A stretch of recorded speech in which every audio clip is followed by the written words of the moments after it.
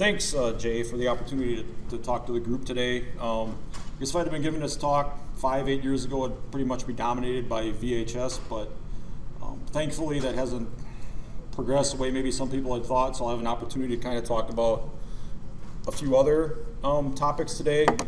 I'll talk about first some of the diseases that have or are a concern in Lake Michigan, such as bacterial kidney disease, early mortality syndrome, EED, and then VHS, as well as kind of touch a little bit on some of the, maybe what we could expect with some of the coragonid restoration efforts, and then finally just kind of touch a little bit on the model program for fish health, which was recently revised just a couple years ago. So the first one to talk about is kind of bacterial kidney disease, and that historically has been in wild salmonids in the Great Lakes, especially has a significant effect on Pacific salmon.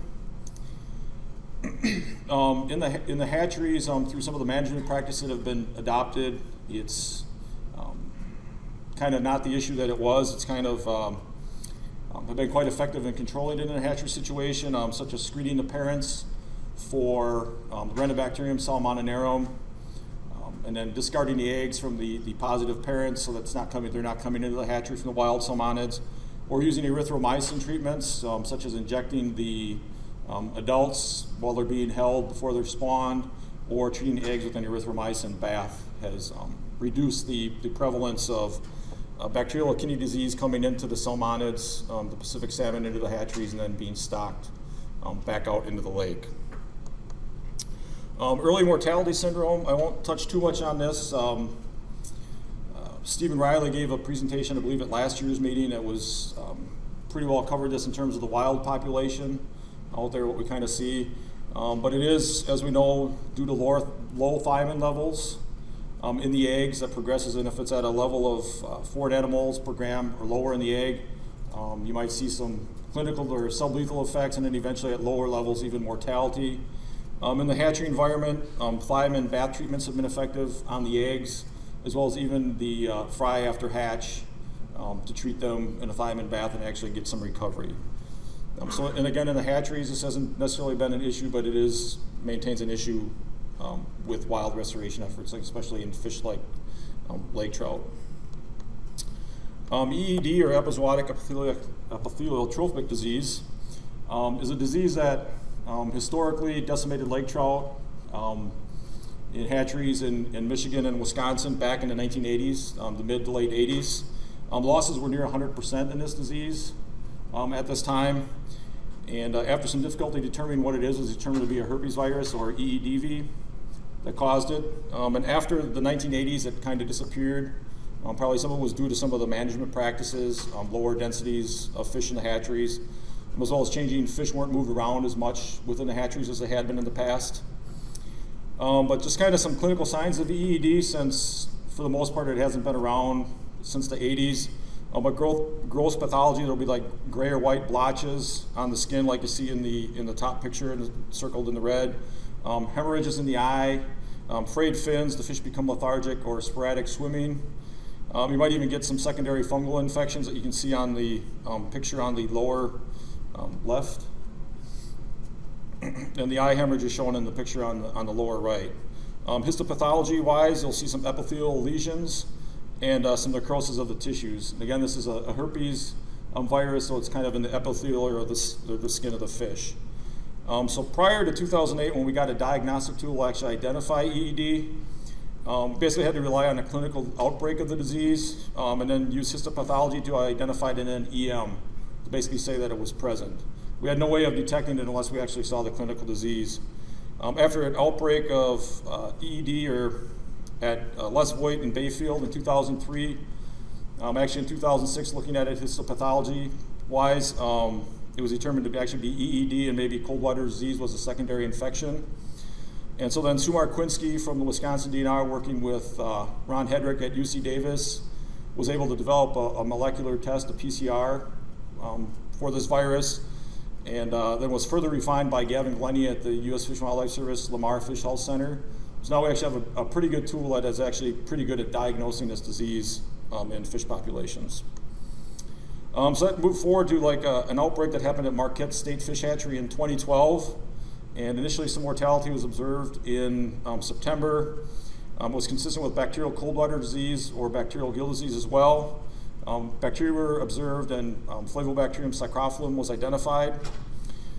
So treatment was initiated with antibiotics that would be effective against bacterial cold water disease. With no effect, tissue culture did not yield any viruses. When they went back and looked and thought that maybe it was showing signs consistent with EED and used the new diagnostic tool, that yes, they were able to say that it was in fact EED.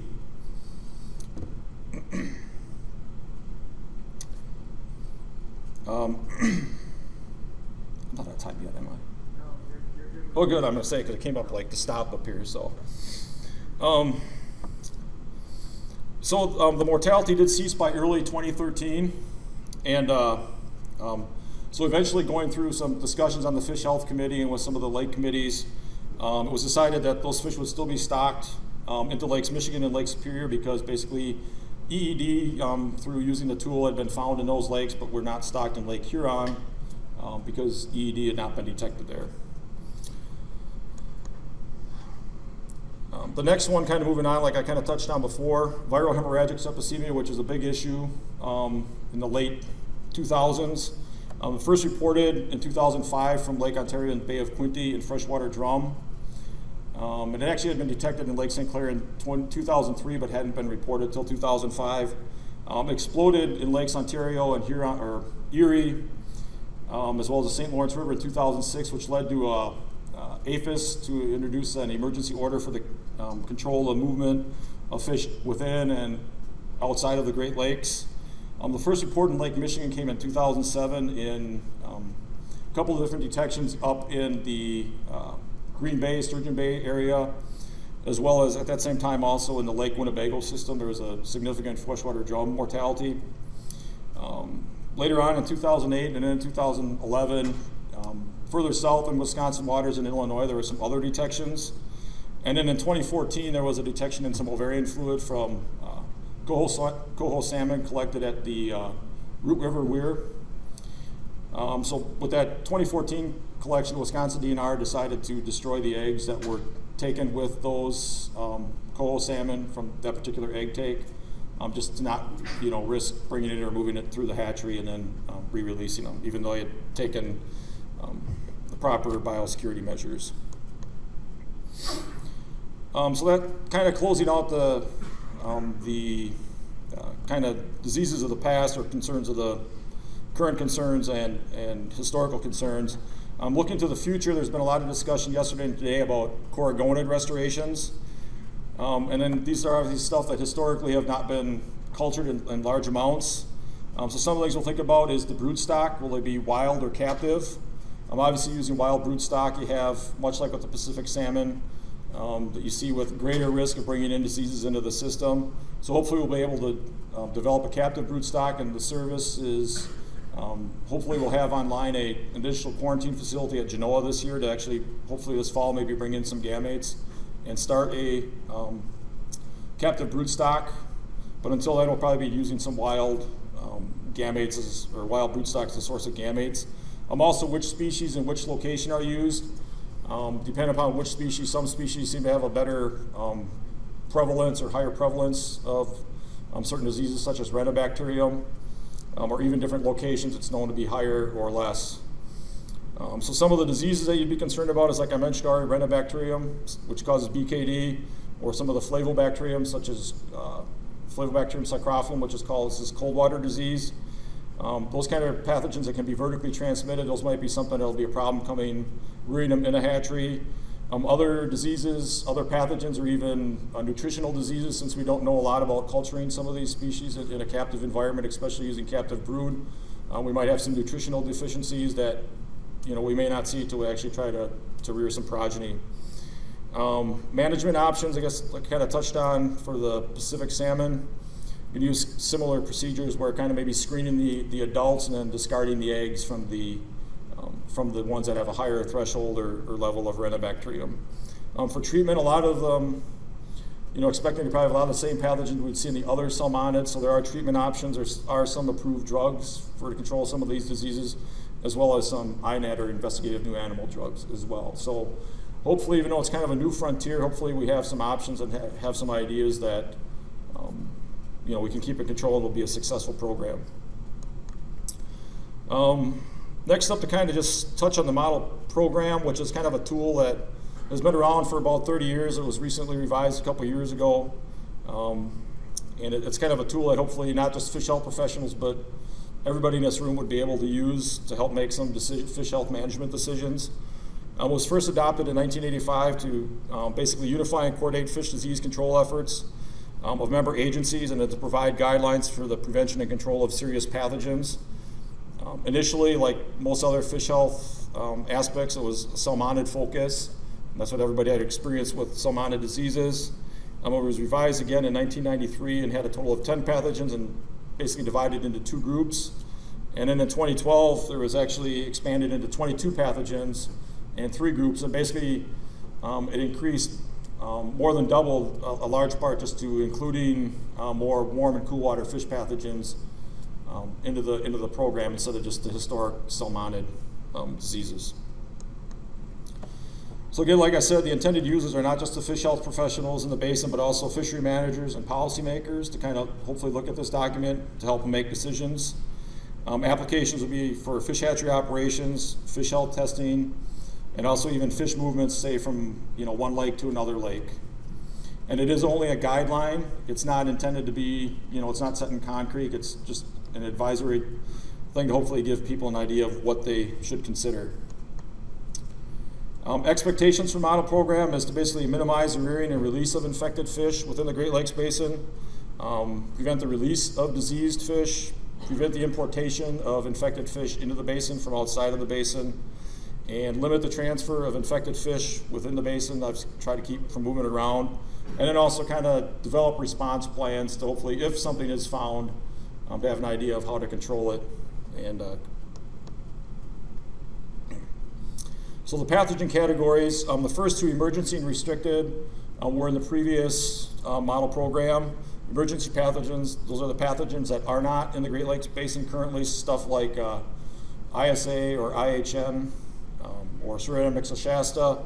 Restricted pathogens, those are pathogens that are already endemic here in the Great Lakes, such as bacterial kidney disease or Renobacterium, Aeromonas salmonicida, whirling disease, stuff that we already have here, but we still want to just not be spreading around. And then provisional pathogens, this is a new group, and these are pathogens that basically we don't know enough about, either their etiology or their don't have adequate laboratory methods to really be confident in making decisions or recommendations about. But they are serious of a concern, so they are in there, and it's just kind of more of a general, you'll have to do some other things to think about them. So again, the guidelines in the model program are to provide guidance for inspection and testing procedures for inspections, classifying hatcheries and wild broodstock populations, transferring and importing fish into the basin, pathogen detections, releasing fish infected with pathogens, and then also how to report out what's been going on throughout the year, or if there actually is a detection made, how that should go through the chain of command. To kind of work along with the model program, we also developed or revamped the risk assessment, which is basically utilized to release of level 1 restricted pathogens. And kind of stepping back, level 1 restricted pathogens are basically bacterial pathogens. The level 2 would be the viral pathogens. The model program does not, situations with the model program does not provide clear guidance, or basically where the action you want to do is in opposition to what the model program guidance says. So basically give you an idea of how bad what you want to do is it, how detrimental is it. What it does is determine the likelihood of a pathogen introduction and or spread within the basin, and it utilizes the appropriate biological information available at the time. What it doesn't do is it doesn't look at consider the benefits of the introduction into the ecosystem, or the potential ecological or genetic impacts of the fish being released. That's up to like the lake committees or lake tech committees to actually determine what the benefits are we're strictly looking at the fish health aspects of the release. So basically how the procedure would work is the representative on the Fish Health Committee for the respective agency would contact the chair and basically complete the risk assessment form, determine the total risk score, would fall out. It's a numerical rating system, and basically I'll show you a worksheet here shortly. But basically it comes out to low, moderate, or high risk. And then once that's done, the completed form is reviewed by the entire committee and a recommendation is made by the entire committee.